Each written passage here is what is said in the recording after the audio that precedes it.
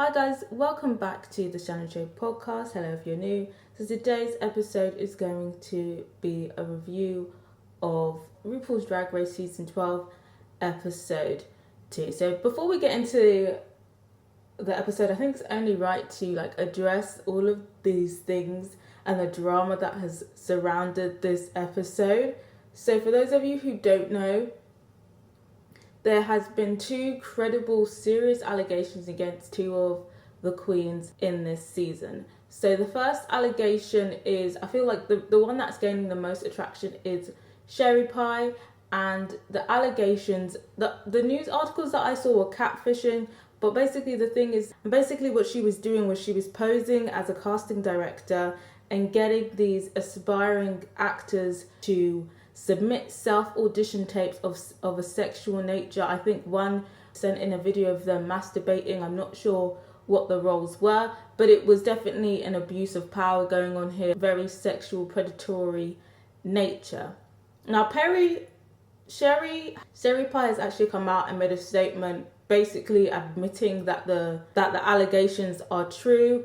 And right now she says that she apologizes, she's seeking help, and is basically blaming it on mental illness. I don't buy this whole mental illness thing. She's definitely very twisted in the head. I'm not really sure about this. I've got mental illness problems and now I'm seeking treatment angle. And that resulted in her being disqualified.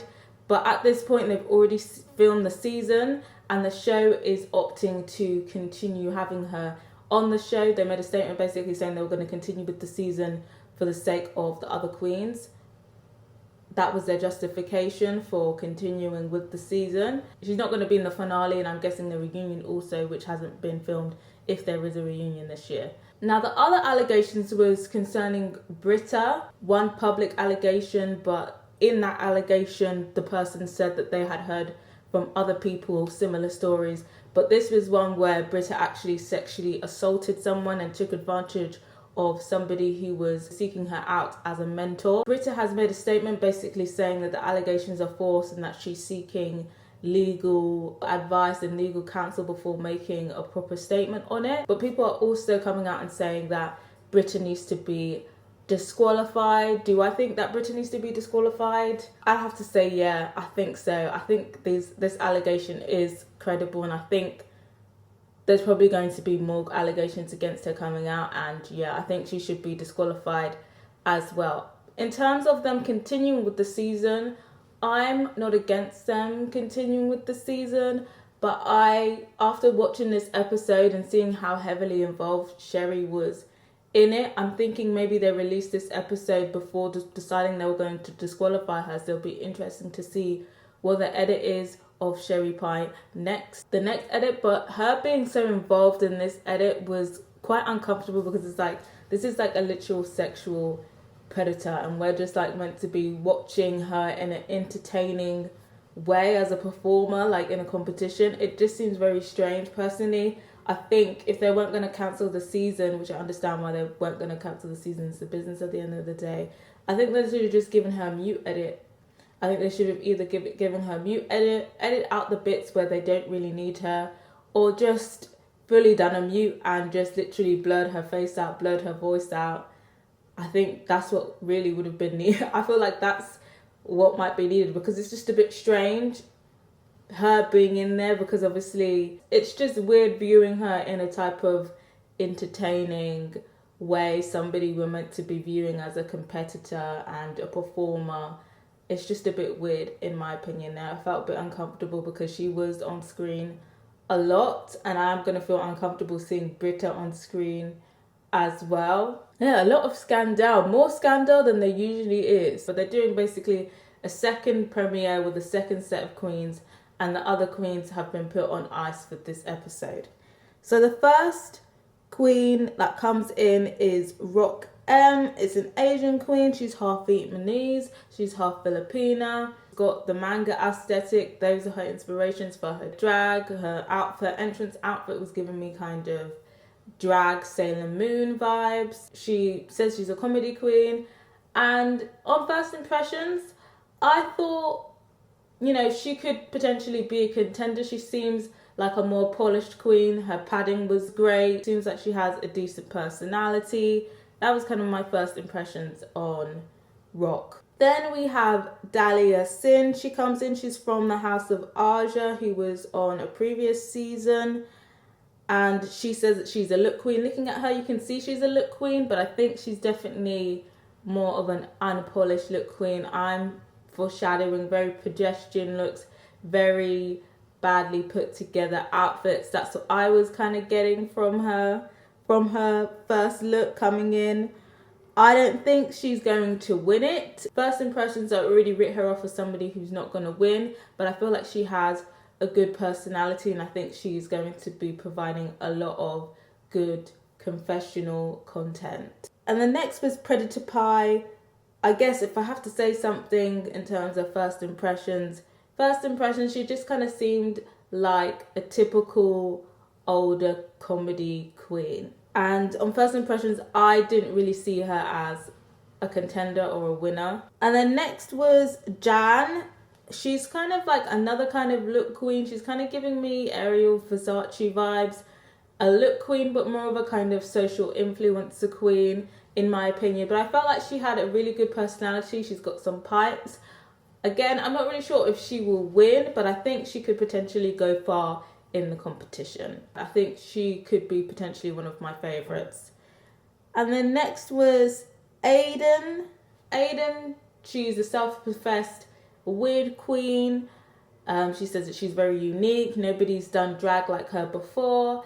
I have to that. I definitely have to that because we've seen weird queens before, aka Sharon, iconic weird queen. In terms of her entrance outfit, the only thing that I felt was quite weird was just her makeup. The outfit wasn't really screaming weird, unique, quirky queen. It just kind of felt like just somebody saying that they were weird, but they weren't. So I just kind of felt like this isn't a winner here. This is just somebody claiming that they're unique, but then going to come out with some pretty basic looks or looks that we have seen before. But you know what? I stand the weird queens in RuPaul's Drag Race. I feel like they bring a lot more personality than the look queens and even the comedy queens. I feel like it's always good to put a weird, unique queen up in there. So basically, mini challenge, they basically repeat the same thing from the first episode. It's the spring, fall look. In terms of the best dresses, I'd have to give it to Predator Pie. I feel like her first dress is probably the best outfit out of all of the queens. And also Jan's second look, the whole croc look, I was living for that look. In terms of the worst dress, I think I'd have to give it to Dahlia, that lime first dress that she wore. I felt like it was a good concept, but the execution was poor. When she turned around, you could see there was like a little rip or a little hole in it. Yeah, I can already tell we're going to get a lot of tacky looks from Dahlia. And one thing to note is, you know what, we see it every year, but I'm actually tired of these non-black queens having afros and then trying to emulate stereotypes of black women, like when Rock M went on the runway with the afro puffs and then was patting her puffs. Let me tell you, no black person pats their puff, because if you pat your puff, then your puff is going to depuff. So if you are going to try and emulate stereotypes of black women in drag, at least get it right. Anyway, I'm tired. I'm gonna need people to switch it up, or at least appropriate properly. Next, obviously, it was the do-drag, and I'm guessing that Predator Pie was loving that do-drag. I'm sure her eyes were going up everywhere, especially to these young queens. This episode, they have the singing challenge again, but this time it's not a rap challenge. It's a song/musical challenge. Rock M is initially in charge of the choreography, but you know, as all the challenges go, people start chiming in. Jan starts taking over. Then Jada's getting frustrated and basically saying she can't catch up. And then Predator Pie is piping up, and then they just start arguing about like how it's taken too long. And it's kind of ironic because they were arguing about things taking too long, but then taking up that time that they were wasting by arguing. It's just a bit funny, but I can tell from that kind of argument that Jada is going to be very argumentative, and that she is somebody who wants the last word. Like, she will not let you get the last word in an argument, and I can tell that that is going to be a running theme in the show. So we have our second sub story. So our sub story is from Rock, and basically saying that her mother was a drug addict and how the mother blamed the kids for her taking drugs, and because of that she now has like relationship issues and how she feels like she's always responsible for everyone and their actions. And then everybody basically hugs her and says, you know, you are not responsible for, you know, your mother taking drugs, you know, that is her own issue. So yeah, that was a cute kind of moment, obviously. And, you know, people joke about it all the time, like, oh, you know, oh, your mother's a crackhead, your mother did this. But it is an issue. But some children are really suffering out here with parents who are suffering from addiction. I personally do view addiction as a sickness, and it's a thing that children have to go through, because most children are not going to want to report their mothers to the authorities because they either don't want their parents to get into trouble or they know how horrible the social service system is. Yeah, I think that was definitely a good inclusion. So yeah, I guess that's very telling of her character. Of course, you know, we don't know what allegations is creeping around the corner for half of these queens. But for now, I can only assume that Rock M seems like a very sweet person. So then the performance takes place. It was okay, but again, I was a bit underwhelmed. But, you know, judging the performances, I think the best performances for me were Jan. I personally felt like Jan gave the best performances. I think she was very high energy, very theatrical with the theme of the kind of musical theatre element. I felt like she really sold it. I felt like she should have been in the top 2, in my opinion. And my other top person was Predator Pie. I think she did quite well in the performance. So they were personally my top 2. It would have been Jan and Predator Pie. So in terms of the worst, I only picked one person for the worst because I felt like the other queens were adequate. But I feel like clearly the worst person was Dahlia. I felt like she was trying to be sexy and keep it cute, but in turn it was just very low energy. I felt like she didn't really want to go crazy. She was trying to keep it cute, and it just kind of backfired on her, I personally think. And even like the judges' critiques basically said that she was a bit forced. Then it was the runway, and it was supposed to be like a tall themed fashion runway. I think the best outfits from the runway were Jada's outfit. I really liked it. I really liked the cut. I really liked the way that the chiffon was positioned. My next favourite, and I think it actually was my favourite, was Rock's outfit. Like, I really like how the dress / leg and the arms were puffed up in different colours, but she still had a silhouette. That was personally my favourite outfit. I would actually wear Rock M's outfit. It seems like so much fun to wear. And then the worst was, again, Dahlia's outfit. That outfit was hella cheap. Like, I feel like I could have done a better job than Dahlia. It was literally just, you know, them ones, she got the material of the chiffon and then she put the ribbon on it. But then even the ribbon was tied badly. Like, she could have at least tied the ribbon tighter than it was to give more of a silhouette, because it was ill-fitting. You can see, you know, the more masculine body. Again, it was just a very lazy effort, to be honest. I just don't understand after 12 seasons why you think it would be acceptable to come out that lazy on the first show. But then again, she's from the House of Aja, and no shade, but House of Aja was not really pulling out that many looks either. Maybe that's what the issue is, that she's been given bad advice. So then, as you know, last episode, we can only assume at this point that nobody's going home. So I felt like this whole section was just the anticlimax. So just to skip, they saved all the queens and it was Jada and Predator Pie left, and everyone was just like, oh, what's going on? And Predator Pie's in the confessional like, oh, I can't believe I'm in the bottom, like I thought I did a good job. And then they reveal that they are the top people and they're going to be lip syncing for a 5k tip. And the lip sync happens, and it's to Robyn's song Call Your Girlfriend. She's a guest. Sandy, the actress, is also a guest judge on the show this week. And again, it was another underwhelming lip sync. I felt like Jada did a good job. I wasn't amazed, but she did a good job. But I feel like, again, it was an easy win.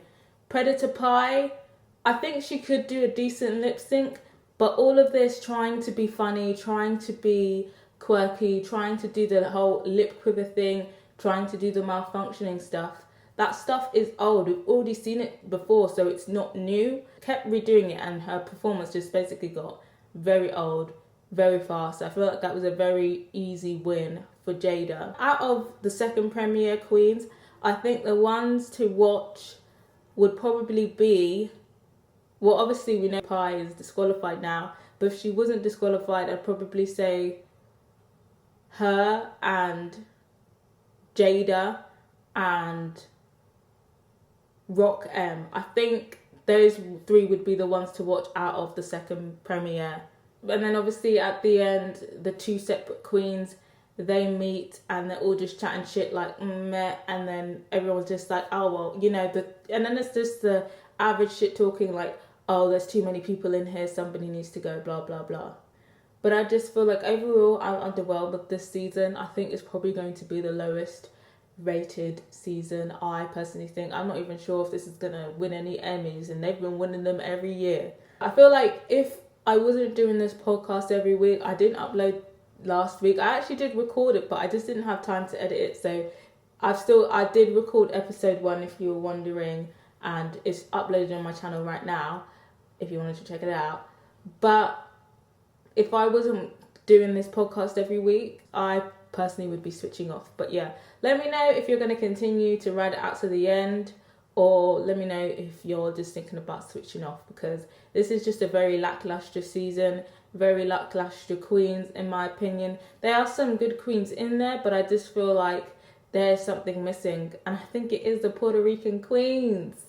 I need the Puerto Rican queens. I'm not talking about people who are from Puerto Rican descent that live in mainland America. I'm talking about the ones who were born and bred in Puerto Rico. We need them back. People are standing Rock M.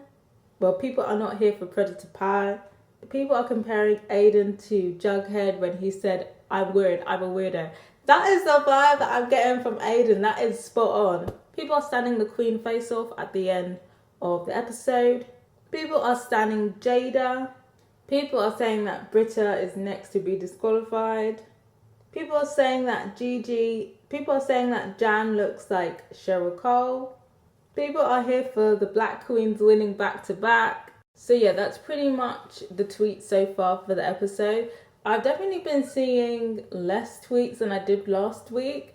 Is that because people are now switching off because of the whole handling of this disqualification? Because these allegations have actually been out for a while. I know at least one of them has been out like for a whole month, and nothing has been done until an article came out. But yeah, let me know what you thought of this episode. Let me know what you think of Predator Pie's inclusion. Let me know what you thought of this podcast. Subscribe if you haven't yet, and if you have, don't forget to put that notification bell on so you'll know when the next review is dropping. Till next time, guys, bye.